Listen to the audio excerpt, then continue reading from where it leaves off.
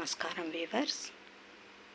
ఏకశ్లోకంలో రామాయణ గాథ పుణ్యఫలమేనా?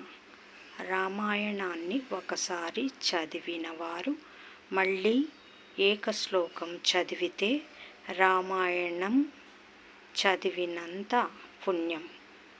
అదౌ రామ తపోవనాదిగమనం హత్వా మృగం కాంచనం వైదేహీ హరణం జటాయుమరణం సుగ్రీవ సంభాషణం వాలి నిగ్రహణం సముద్రతరణం లంకాపురీదహనం పాశ్చాద్రావణ కుంభకర్ణహననం ఏతద్ధి రామాయణం.